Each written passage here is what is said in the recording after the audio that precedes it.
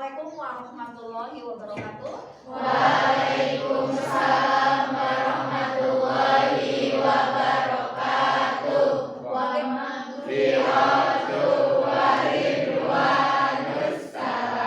Ya, bagus. Masih semangat? Masih semangat.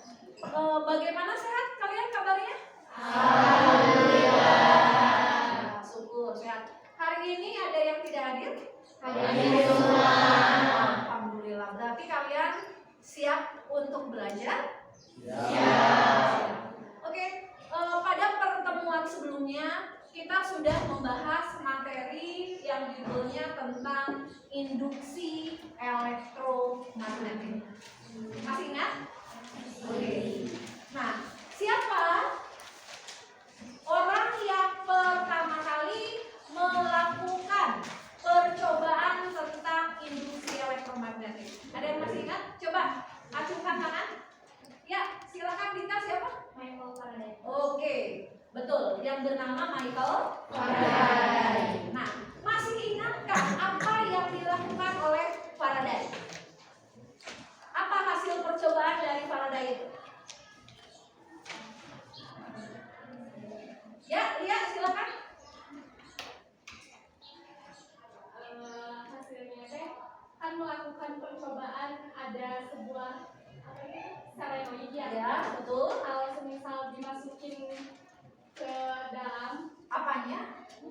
Magnet. maka si jarumnya akan mengarah ke sini sebaliknya gitu. Oke. Kalau semisal ininya dimasukin ke sini, si magnetnya dimasukin ke solenoidnya, Ya. maka ininya akan ke sini. Oke, berarti itu artinya apa?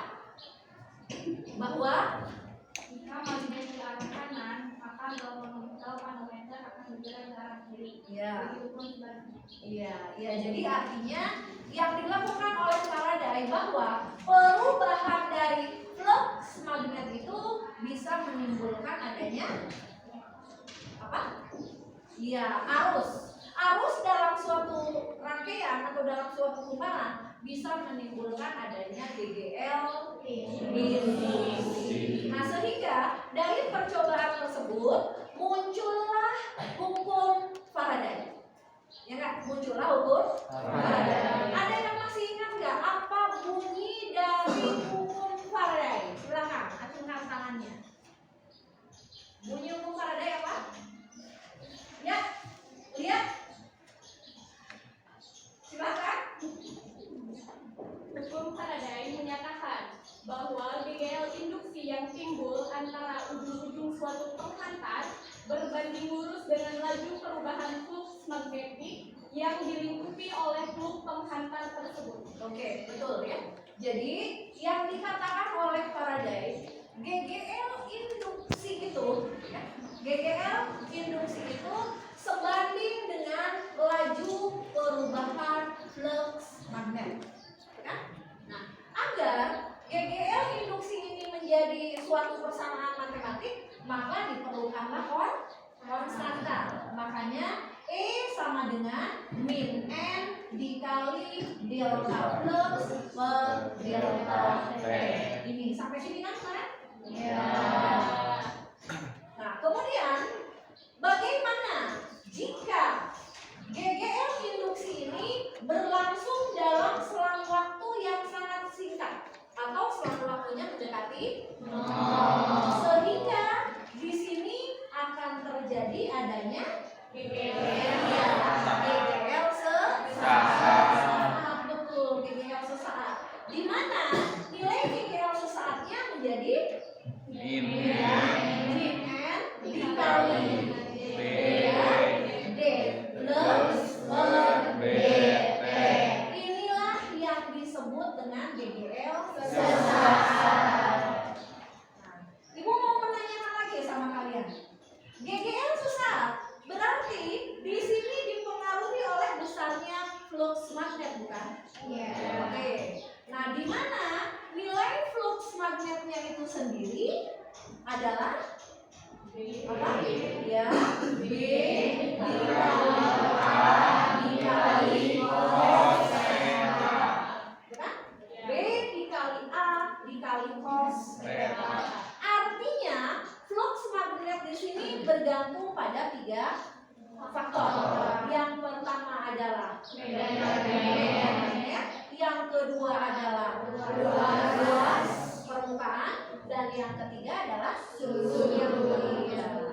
perubahan sudut. Ya nggak? Nah, GGL induksi akibat perubahan luas. Nah, akibat perubahan luas. Nah, kemarin diperoleh bahwa persamaannya menjadi apa? Ya, B dikalikan L dikalikan V. Nah, untuk mempermudah kamu menghafal rumus, jadi GGL itu adalah bilik. B kali L kali V. B-nya apa? Medan magnet. L-nya apa? Panjang kawat. Dan V-nya itu adalah kecepatan. Inilah GGL induksi akibat perubahan luas permukaan. Ini yang pertama. Bukan? Kemudian yang kedua yaitu GGL induksi akibat perubahan medan magnet. Ya, akibat perubahan medan magnet. Dan Ibu mencontohkan GGL induksinya yaitu medan magnetnya pada solenoida, tepat di pusat solenoid. Ya nggak? Ya. Coba, ada yang masih ingat apa itu solenoida? Ya, ya, Ninis, apa itu solenoida, Nek? Kumparan yang dialiri arus listrik. Oke, betul ya. Solenoida itu adalah kumparan yang dialiri arus listrik. Coba, ada yang masih ingat rumus medan magnet pada pusat solenoida? Ya, Cung, silakan lihat. Mu 0 dikalikan dengan N dikali I per L. Iya, betul? Coba, Maisha, apa itu mu 0?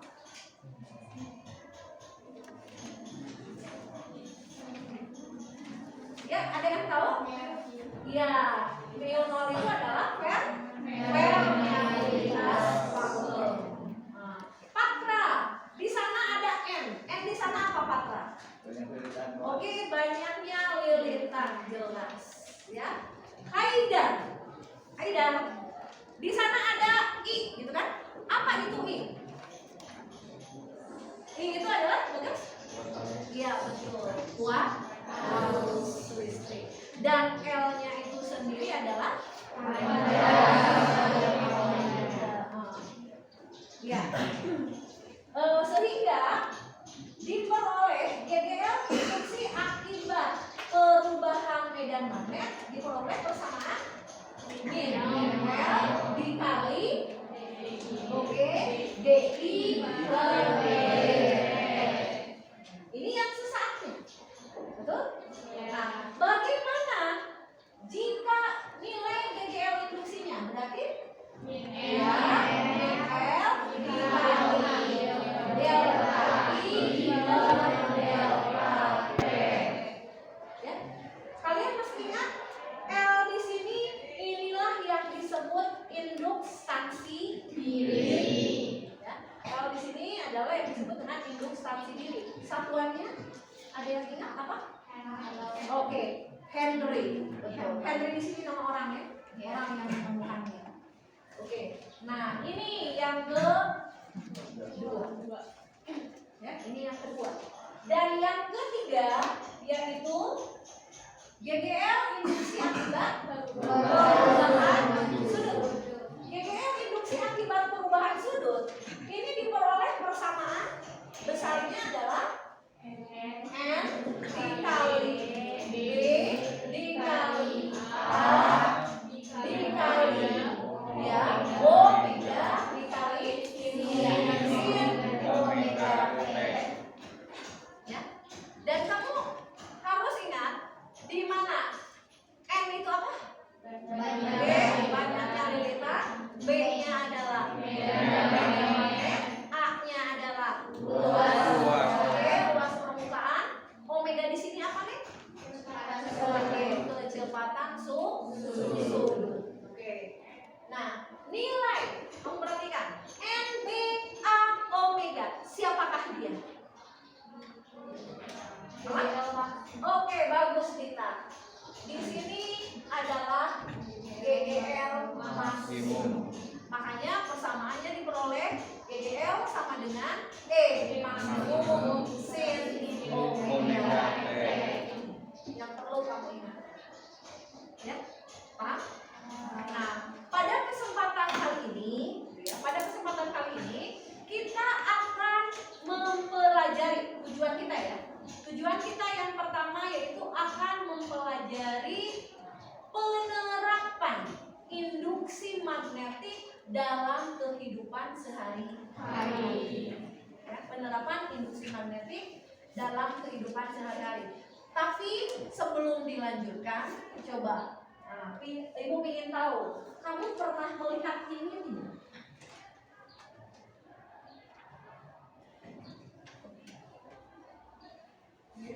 Benar?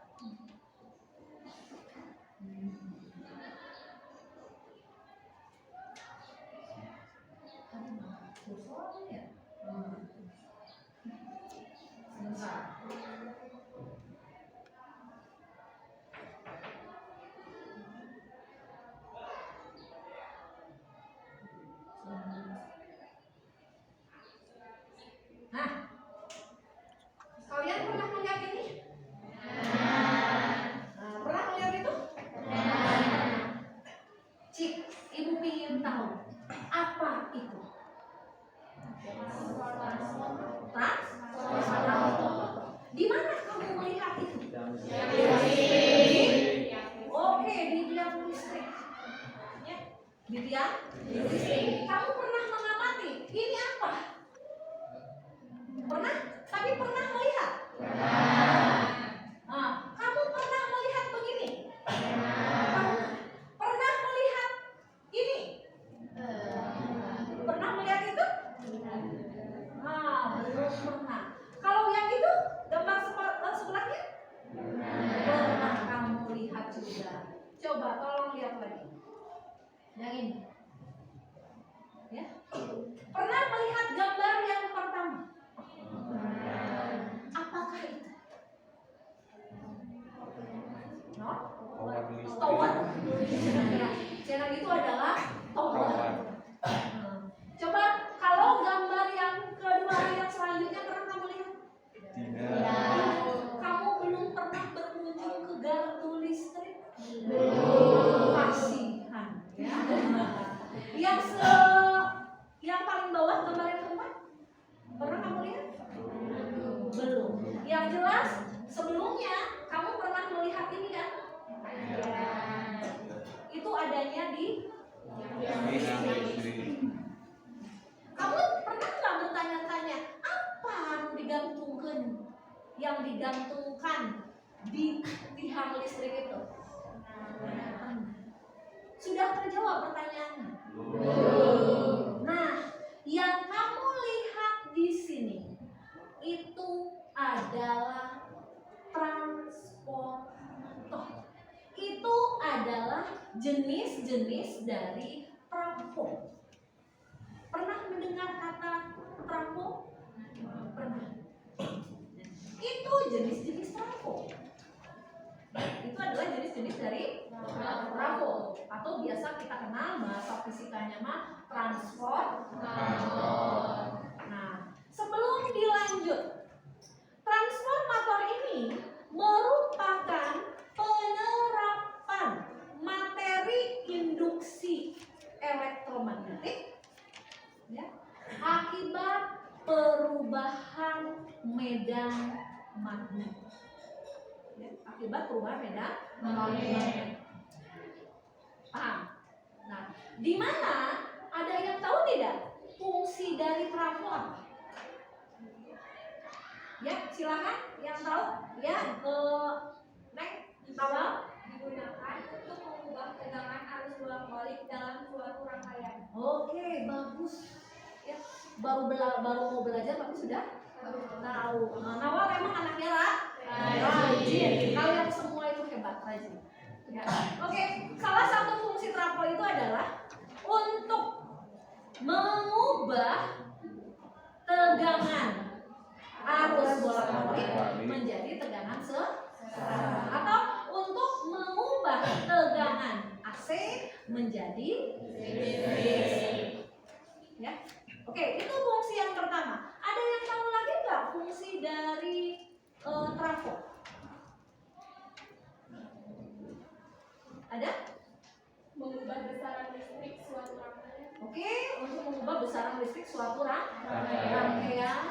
Ada lagi yang tahu fungsi trafo?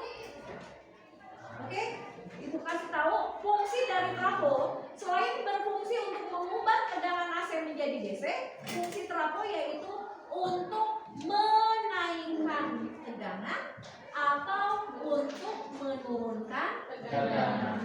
Makanya berdasarkan fungsinya itu trafo terbagi dua. Ya. Ada trafo step up dan ada trafo step down. Kalau step up berarti artinya untuk apa? Oke, untuk menaikkan tegangan. Kalau step down berfungsi untuk menurunkan tegangan.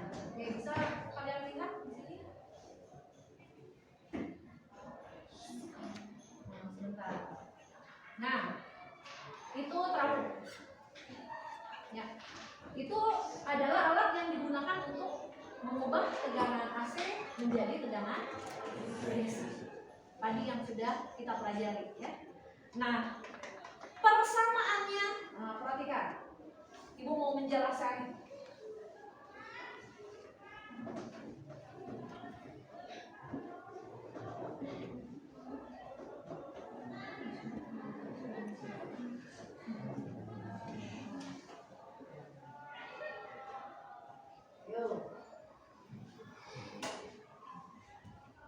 Apa?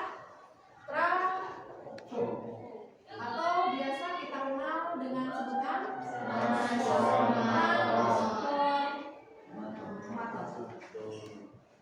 ya, trafo atau biasa disebut dengan transformator.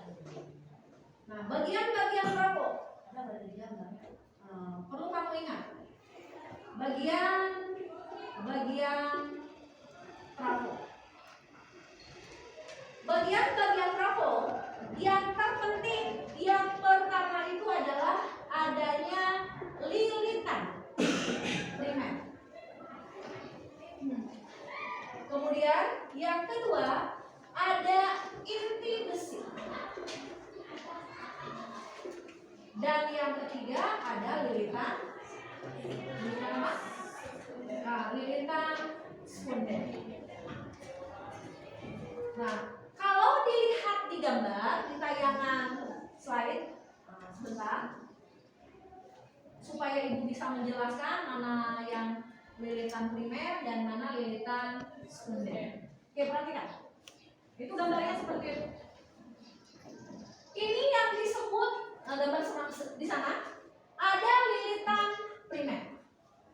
Ya. Lilitan primer di sana itu langsung dihubungkan dengan sumber tegangan AC. Nah, jadi bagian atau gambar dari trafo yang terpenting satu ada lilitan primer atau biasa dikenal dengan kumparan primer. Kemudian kumparan primer atau lilitan primer dihubungkan dengan sumber tegangan AC. Kemudian yang kedua, di sana ada inti besi atau di tulisan sana dikenalnya dengan teras besi. Ya. Nah, Aina timbul pertanyaan dari ibu. Ya. Kenapa teras besi itu atau inti besi tersebut dibuat berlapis-lapis? Ada yang tahu? Kenapa inti besinya itu kok dibuat berlapis-lapis dalam suatu trafo? Seperti tayangan yang awal. Yang awal nih. Nah, kenapa ini gambar yang ini? Kenapa inti besinya itu dibuat berlapis-lapis? Ada yang tahu? Jadi enggak wujud jelek besi gitu ya, ditempelkan gitu. Sementara ini inti besinya dibuat berlapis-lapis. Oke, kenapa trafo itu inti besinya dibuat berlapis-lapis? Tujuannya yaitu untuk menghindari pemanasan akibat arus pusat atau yang disebut dengan arus eddy. Jadi, kenapa inti besinya itu dibuat berlapis-lapis? Tujuannya yaitu untuk menghindari pemanasan. Akibat siapa pemanasannya? Arus pusat atau biasa dikenal arus eddy atau eddy current. Berarti arus eddy itu menguntungkan merugikan? Menguntungkan merugikan? Merugikan, jelas. Karena bisa menimbulkan pemanasan. Jadi itu jelas ya? Kenapa inti besinya dibuat berlapis-lapis? Oke, gambar selanjutnya. Kamu bisa lihat di slide. Oke, yang ini. Bagian yang ketiga yaitu adanya kumparan sekunder. Kumparan sekunder itu biasanya dihubungkan langsung dengan beban. Yang beban di sini maksudnya peralatan listrik. Nah, jadi itulah bagian-bagian terpenting dari trafo atau transformator. Ya, jadi dia bisa mengubah tegangan AC yang tadinya AC berubah menjadi keluarannya itu menjadi DC.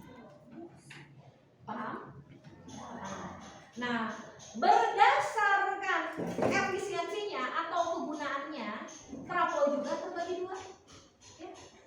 Ada trafo, ya perhatikan, berdasarkan efisiensinya ya. Nah, berdasarkan kegunaannya, trafo terbagi dua. Ada trafo ideal dan ada trafo tidak ideal. Ya, jadi ada trafo ideal dan ada trafo tidak ideal. Ya. Apa perbedaan antara trafo ideal dengan trafo tidak ideal? Kalau trafo ideal yaitu trafo yang nilai efisiensinya sama dengan 100%. Ya, itu trafo ideal. Jadi efisiensinya 100%. Artinya trafo ini bisa mengubah daya input. Ya. Ini sama dengan daya output. Atau dengan kata lain, daya primernya sama dengan daya sekundernya. Ya. Itu trafo ideal. Nah, artinya bisa dicontohkan begini. Trafo ideal itu masukannya 100 watt, keluarannya juga 100 watt. Ya. Jadi itu benar-benar ideal. Tapi itu di konsep ya, itu di materi ada trafo ideal. Tapi kenyataannya dalam kehidupan ada nggak trafo yang benar-benar ideal efisiensinya? Tidak. Namanya bikinan manusia ada keterbatasan. Ya kan? Bikinan manusia tidak ada yang benar-benar ideal, tidak ada yang benar-benar sempurna. Yang sempurna itu hanya buatan Allah. Ya. Di konsep ada trafo ideal, tapi manusia tidak bisa atau belum bisa membuat trafo yang benar-benar efisiensinya 100%. Kalau di konsep tidak salah ya, paham? Oke, sehingga dari sini diperoleh persamaan daya primer itu, masih ingat rumus daya apa? Apa? Oke, daya itu adalah P dikalikan I. Betul? Jadi tegangan primer dikali kuat arus primer sama dengan tegangan sekunder dikali kuat arus sekunder. Oke, kalau mau dibandingkan P berbanding PS berarti sama dengan apa? Iya, betul Patra. IS per IP. Kalau ini dibandingkan dengan jumlah lilitan atau banyaknya lilitan berarti NP per NS. Nah, inilah persamaan yang berlaku untuk trafo ideal. Di teori aja. Paham? Oke, yang selanjutnya, yang kedua, trafo tidak ideal. Apa itu trafo tidak ideal? Ya, gimana ya apa? Oke, bagus. Artinya trafo tidak ideal itu adalah trafo yang nilai efisiensi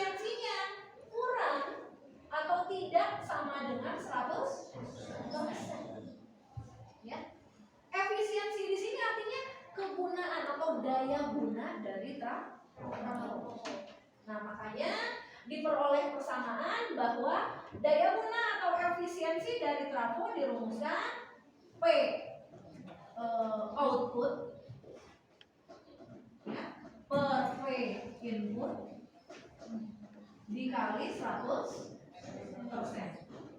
P output P siapa? Oke, daya keluaran atau yang disebut dengan daya sekunder dibandingkan daya primer dikali 100%. Dayanya apa? Dayanya ini ya. Ada pertanyaan sampai sini? Ada? Inilah persamaan yang berlaku pada trafo tidak ideal. Nah, jadi trafo itu atau transformator merupakan penerapan dari induksi elektromagnetik. Ya. Oke, yang kedua, konsep yang kedua atau penerapan yang kedua dari induksi elektromagnetik adalah generator. Ya, generator. Ada yang tahu apa itu fungsi dari generator? Ya, mengubah. Oke, bagus. Fungsi dari generator itu adalah mengubah energi mekanik menjadi energi listrik. Ya. Yang perlu kamu ingat, di generator itu kan ada generator. Terbagi dua ya, generator juga ada generator AC, ada generator DC. Oke, kamu bisa lihat tayangannya. Perbedaan antara generator AC dengan generator DC. Sebentar ya. Nah, bedanya begini. Sebelum kamu melihat tayangan dari slide-nya ya. Kalau generator AC, dia memiliki dua cincin. Nah, sehingga pada saat generator AC itu berputar, dia berputarnya 360 derajat. Ya. Dia berputarnya 360 derajat. Kalau dia berputarnya 360 derajat, kalau digambarkan grafik, bentuknya seperti ini. Nah, ya bentuknya seperti ini. Ini untuk generator AC. Ya. Dia berputarnya 360 derajat. Awalnya terbentuk apa ini? Bukit. Setelah bukit? Lembah. Setelah lembah? Bukit. Dan seterusnya. Jadi berputarnya itu sempurna.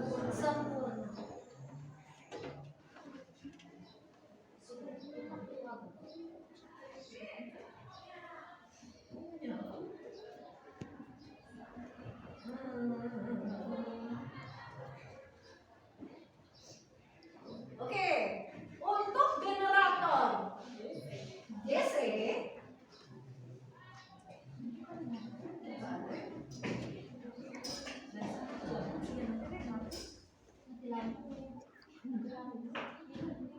nah, untuk generator DC, nah, kalau generator DC dia hanya memiliki satu cincin komutator.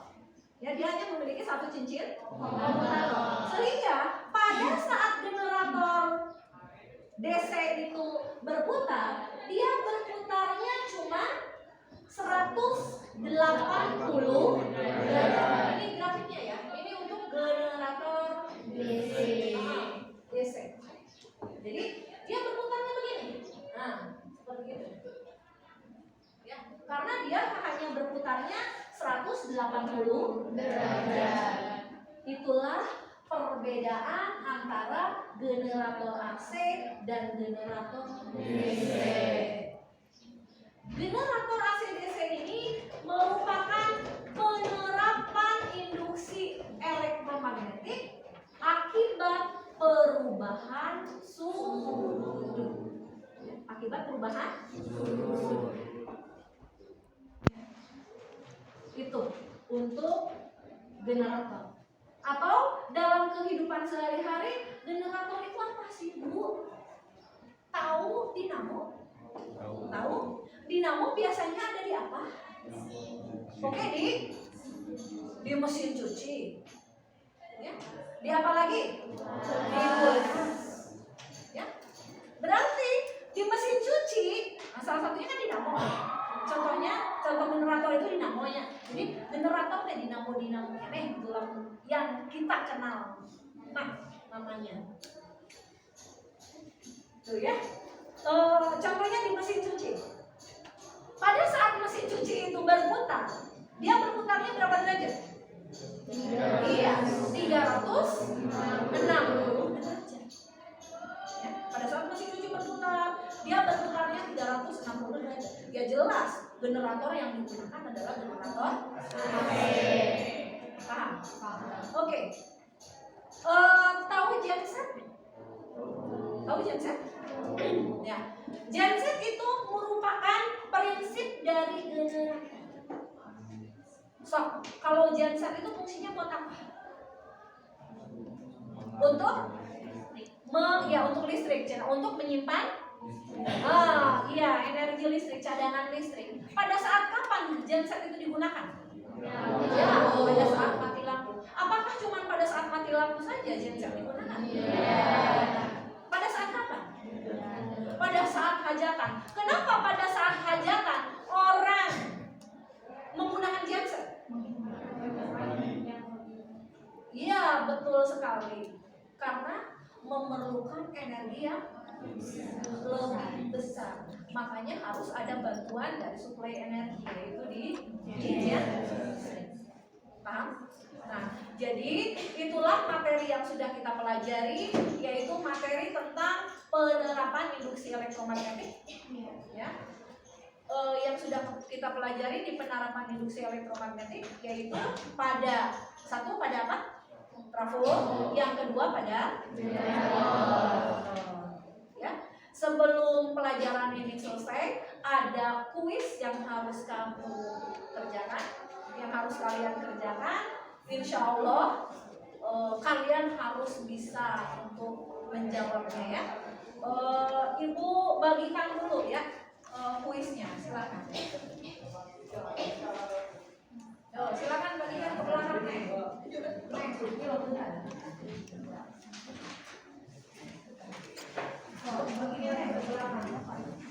Yang bisa nanti ke depan ya.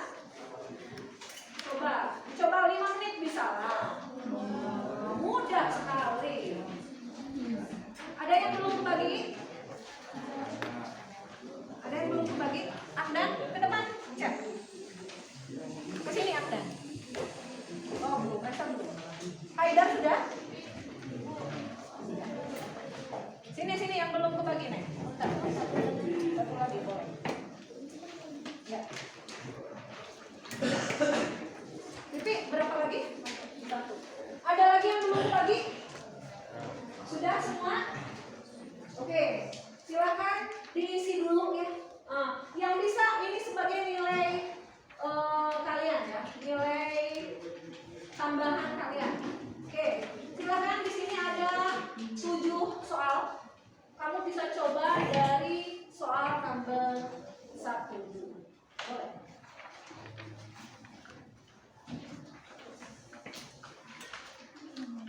Silakan, ayo dicoba.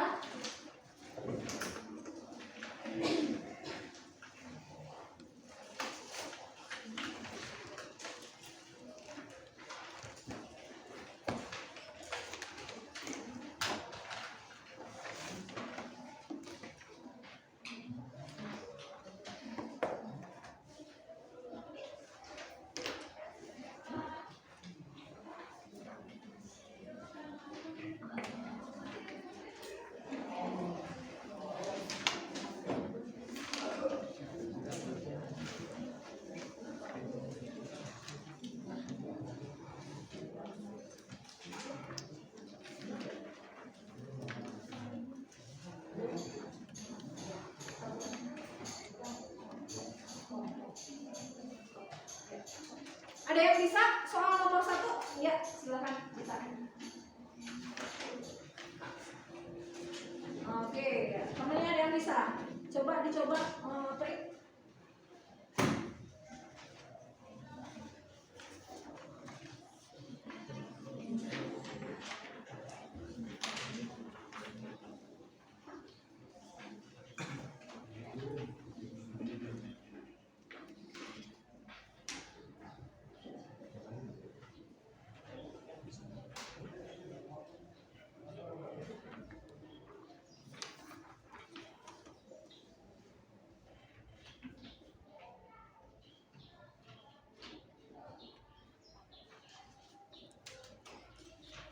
Ya, jadi hasilnya berapa? 800 volt. Oke, hasilnya adalah 800 volt. Ada yang sama jawabannya? Jom? Ya, sama? Sama. Oke, bagus. Berarti sudah mengerti ya. Oke, ingat selanjutnya ada lagi? Nomor 2, siapa yang mau ke depan? Ya, berarti Kak Payun bilang. Yuk, silakan kasih waktu dulu. Kamu untuk mengerjakan.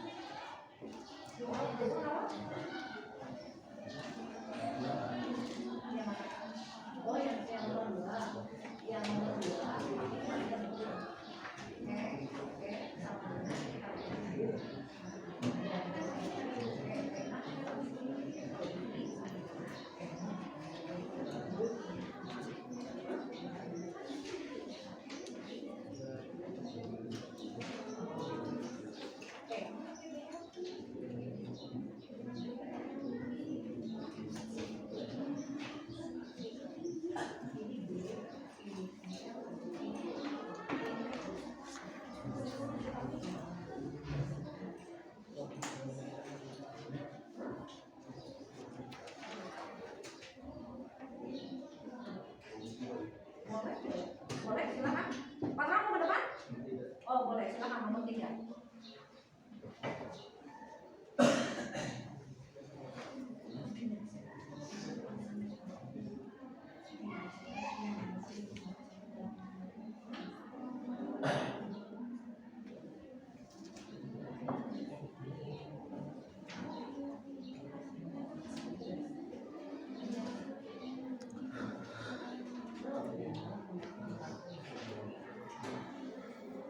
Ya, Patra muridnya nomor berapa? Nomor 3. Ayo, ada yang bisa soal nomor 2? Silakan. Sulitkah nomor 2? Sulit. Nomor 2 ada yang bisa?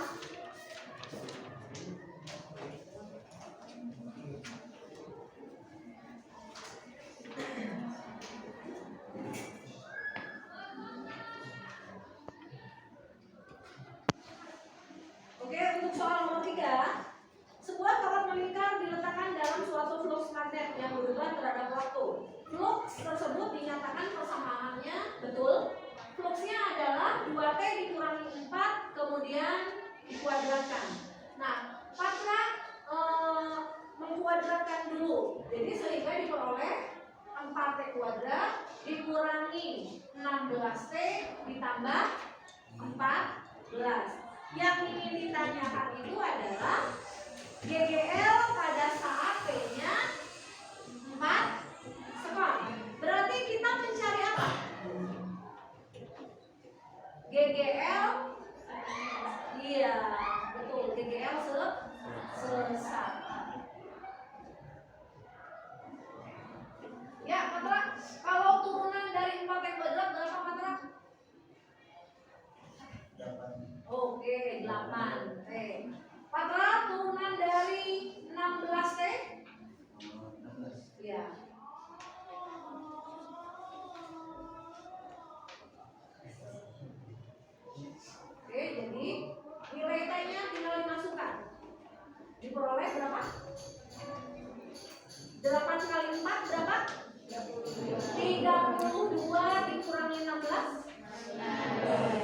hasilnya adalah oke 16 volt.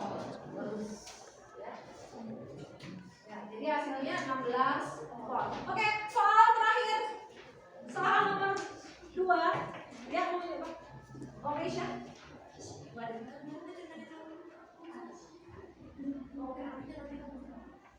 Oke. Soal nomor 2. Bisa dihapus dulu. Neng lihat Neng Siska. Ini soal nomor terakhir ya. Sebelum kita tutup.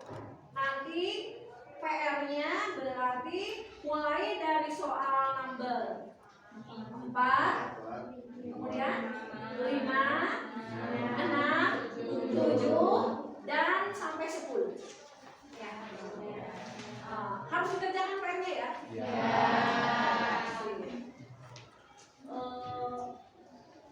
Sebentar, kita tunggu dulu temannya Siska yang mengerjakan soal number 2.